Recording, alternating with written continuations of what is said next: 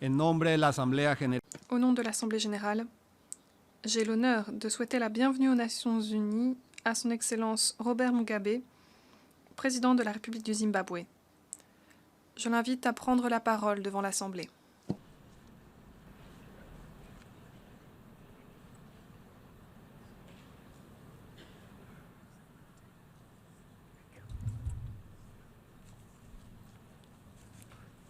Your Excellency, Mr.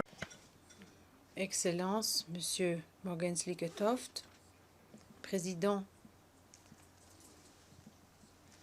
de la 70e session de l'Assemblée générale, Majesté, Excellences, Mesdames et Messieurs les chefs d'État et de gouvernement, Votre Excellence Monsieur Ban Ki-moon, le secrétaire général des Nations unies, Mesdames et Messieurs les délégués, Mesdames et Messieurs, chers camarades et chers amis. Permettez-moi d'emblée de vous transmettre, Monsieur Slicketoft, toutes mes félicitations à l'occasion de votre élection à ces fonctions très importantes que sont celles de la présidence de la 70e session de l'Assemblée générale. Vous prenez vos fonctions à un moment historique, lorsque les Nations unies viennent d'adopter un programme ambitieux pour l'avenir de l'humanité.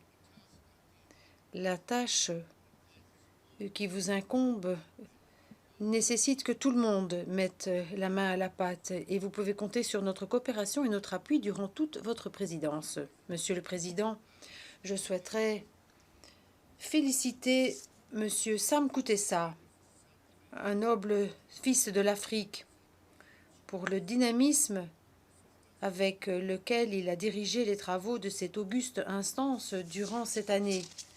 Nous nous félicitons notamment de son leadership pour promouvoir un dialogue sans exclusion. Il a favorisé le consensus sur de nombreuses questions très sensibles qu'il a présidées durant son mandat. Le thème de cette session, les Nations unies, 70 ans, la voie vers la paix, la sécurité et les droits de l'homme, complémente de manière adéquate les discussions du sommet sur le programme de développement de l'après 2015.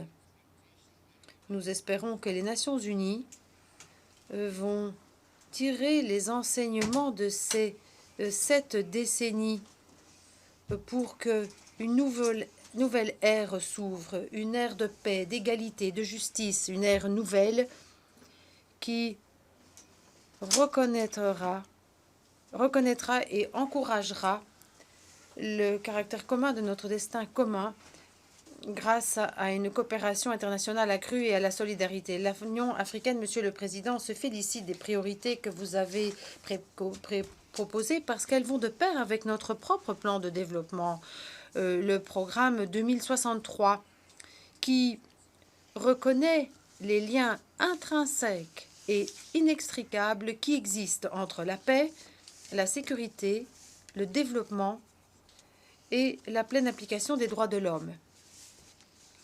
L'acte constitutif de l'Union africaine reconnaît que si la paix et la sécurité sont essentielles pour assurer notre progrès, le conflit, lui, est un obstacle majeur au progrès socio-économique et à l'intégration du continent. Par conséquent, la position commune africaine sur le programme de développement de l'après 2015 considère le thème paix et sécurité comme un de ces 6 piliers essentiels. Et c'est une priorité parmi les priorités pour nous. Lorsque règne la paix, non seulement nous avons les conditions propices pour le développement, mais cela fait en sorte que un maximum de ressources soient allouées à des programmes et à des projets de développement. Nous nous félicitons de la coopération qui continue entre les Nations unies et l'Union africaine, notamment par le biais du Conseil de paix et de sécurité de cette dernière pour faire progresser la paix et la sécurité en Afrique. Monsieur le Président, en janvier 2015, les dirigeants de l'Union africaine ont adopté le programme 2063. Il s'agit du plan de notre continent visant à accélérer une intégration économique approfondie de nos pays et de nos régions. Son objectif principal est d'améliorer le bien-être des populations du continent par le biais d'une croissance économique équilibrée et pérenne. Lors du sommet de l'Union africaine à Pretoria, en Afrique du Sud, au mois de juin 2015, nous nous sommes mis d'accord sur un premier plan de développement sur 10 ans. Durant ces 10 premières années, les programmes essentiels comprendront la création d'une zone de libre commerce continentale, le Centre africain pour le contrôle des épidémies, l'Université panafricaine de sciences et de technologie, afin de renforcer certaines compétences pour mieux utiliser les vastes ressources minières du continent, un marché unique pour l'aviation, un train haute vitesse et un réseau panafricain électronique. La mise en œuvre du programme 2063 demande certes l'engagement des parties prenantes africaines, mais également l'appui et l'engagement des partenaires au-delà des frontières de notre continent.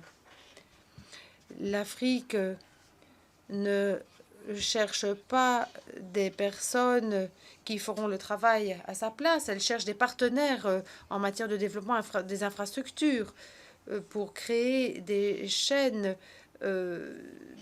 différentes chaînes à partir des ressources naturelles que nous a offert Dieu pour améliorer la qualité de vie des citoyens du continent.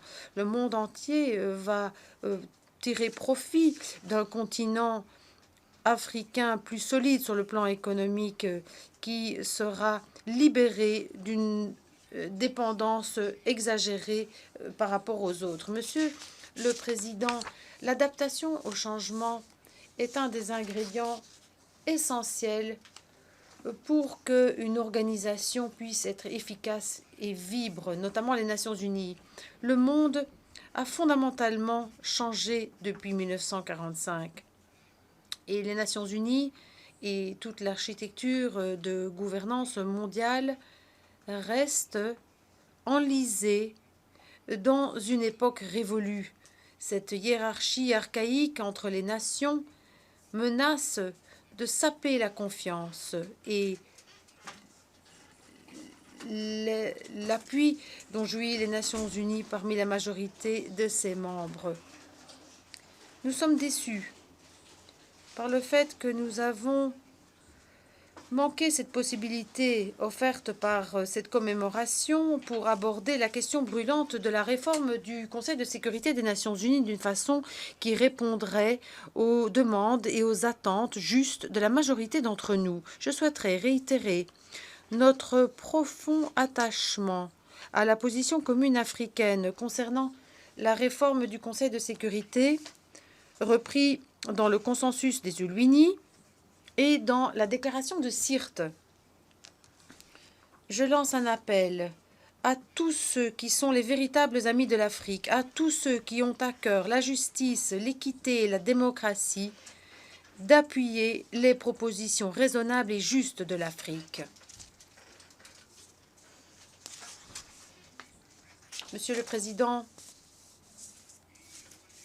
nous demandons également une revitalisation de l'Assemblée générale, le seul organe démocratique et représentatif de manière universelle des Nations Unies, afin qu'elle puisse mener à bien les tâches que lui ont confiées la Charte.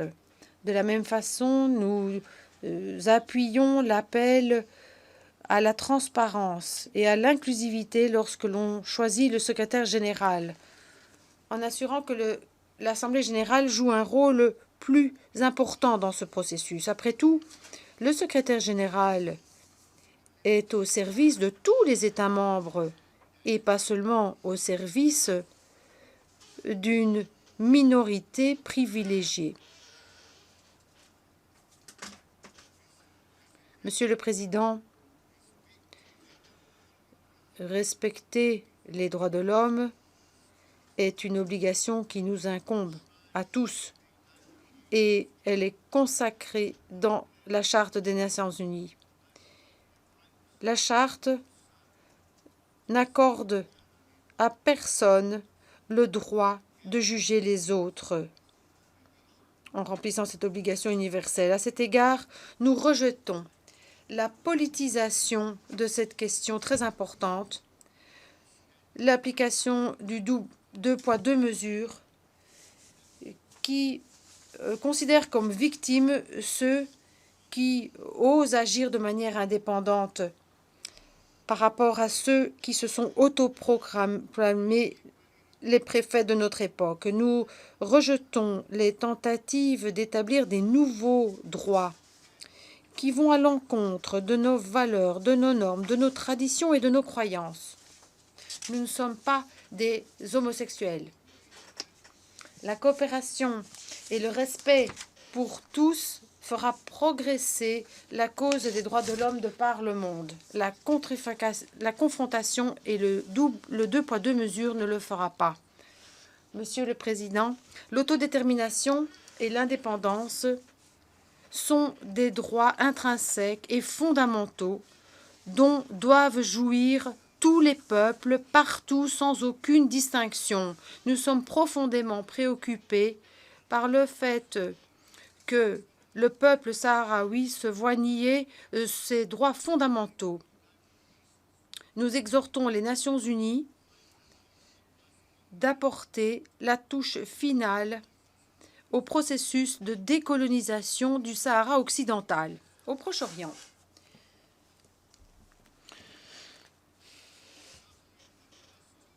Les souffrances du peuple palestinien perdurent. Que dit M. Obama à ce sujet? Nous réitérons notre appui sans faille à la juste cause du peuple palestinien. Est-ce que nous sommes d'accord, Monsieur le Président des États-Unis? Nous réitérons également qu'une paix pérenne au Proche-Orient ne peut devenir réalité que grâce aux négociations pour arriver à une solution de deux États en se basant sur les frontières d'avant 1967. Nous sommes préoccupés en voyant les tensions se multiplier dans la région et nous exhortons les Nations unies de prendre ses responsabilités et de mettre fin à ce conflit insensé. Monsieur le Président, la promotion de l'égalité homme-femme est essentielle pour mettre en œuvre le programme de développement de l'après-2015. L'Union africaine a considéré l'année 2015 comme l'année de l'autonomisation des femmes et du développement sur la voie du programme 2063, et ceci afin de mobiliser nos actions collectives et individuelles autour de cette question essentielle. L'égalité hommes-femmes et l'autonomisation des femmes sont essentielles pour assurer le développement humain, pour assurer le progrès et pour éliminer le fléau de la pauvreté et de la misère. Nous devons continuer de faire fond sur les résultats engrangés depuis la 4e conférence des Nations Unies de 1995 et sur la déclaration de Beijing et la plateforme d'action de Beijing. Monsieur le Président, la liste croissante de phénomènes qui ne respectent aucune frontière fait qu'il est crucial que nous mobilisions tous les mécanismes de coopération afin de surmonter ces fléaux, le terrorisme, la violence extrême, les maladies transmissibles comme le VIH-Sida, la tuberculose, le paludisme, la grippe aviaire, Ebola, ne peuvent être vaincus de manière isolée. Les Nations unies et ses institutions spécialisées représentent l'endroit et le mécanisme indispensable pour arriver à atteindre ces objectifs et atteindre cette coopération si nécessaire. Nous avons vu ces derniers mois des scènes épouvantables qui brisent le cœur, des réfugiés désespérés qui tentent d'arriver en Europe pour s'abriter de la destruction du conflit dans leur patrie. Nous avons lu des articles sur les tragédies, les pertes de vie humaines en Méditerranée. La majorité des personnes touchées viennent de la Syrie ou d'autres pays touchés par ce conflit ou par les conflits et par l'instabilité, conflits et instabilité, et qui sont la conséquence en grande partie de politiques de déstabilisation de forces extérieures. Cette situation tragique aurait pu être évitée si on avait respecté l'indépendance des autres pays et si on n'avait pas interféré dans leurs affaires intérieures. Dans le cas de la Libye, nous sommes témoins des conséquences d'un abus d'autorité du Conseil de sécurité des Nations unies, qui a ignoré l'opinion et l'avis des organisations régionales, dans ce cas-ci de l'Union africaine, qui devraient être en principe les partenaires des Nations unies pour ce qui est du maintien de la paix et de la sécurité internationale. Monsieur le Président, mon pays, le Zimbabwe, est engagé par rapport à des Nations unies équitables, justes et efficaces. Des Nations unies où le multilatéralisme, la transparence et l'inclusivité remplacent l'unilatéralisme, l'exclusion et les accords dans les couloirs derrière la scène. La Charte des Nations unies est construite sur ce socle de l'égalité souveraine et de l'indépendance de ses membres, sans distinction quant à leur taille géographique, sans tenir compte de leur puissance économique ou sans autres critères. Nous sommes profondément attachés à ces principes et nous demandons aux autres membres des Nations unies de faire de même. Les Nations unies ont été créées notamment pour construire des relations amicales entre les nations. Le Zimbabwe souhaite nourrir des relations amicales avec les autres nations, mais il ne peut accepter d'interférence dans ses affaires intérieures. Nous appelons les autres pays avec qui nous avons parfois des divergences de vues, notamment les États-Unis d'Amérique et les puissances de l'OTAN. Nous les inventons, disais-je. S'il y a des divergences de vues avec nous, de laisser de côté les actions punitives et la pression et de favoriser la réconciliation. Je dénonce dans les termes les plus forts les sanctions illégales imposées contre mon pays par l'Union européenne et par les États-Unis. Je demande la levée immédiate et inconditionnelle de ces sanctions. Il faut que les États-Unis nous laissent libres et indépendants de mener nos affaires comme bon nous semble. Je souhaiterais répéter haut et fort que mon pays souhaite vivre en harmonie avec tous les pays, petits et grands. Nous avons la paix au Zimbabwe maintenant. Nous ne voulons pas la guerre. Nous ne voulons pas d'interférence. Nous ne voulons pas entendre parler de changement de régime.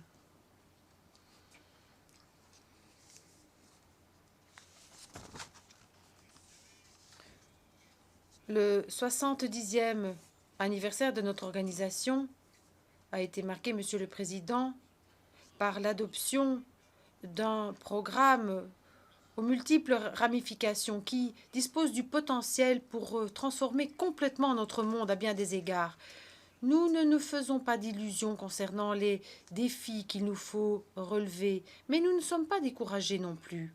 L'humanité, à travers les âges, a fait preuve d'une ténacité remarquable pour surmonter l'inertie et la résistance au changement. Maintenant, le temps est venu de laisser notre empreinte dans l'histoire du développement humain et dans l'interaction. La postérité n'en attend pas moins de nous. Merci.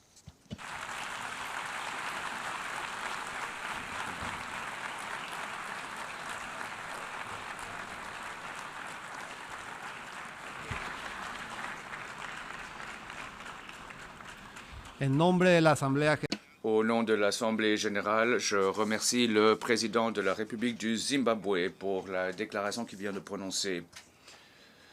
Je prie les représentants de rester à leur place pendant que nous prenons congé du président.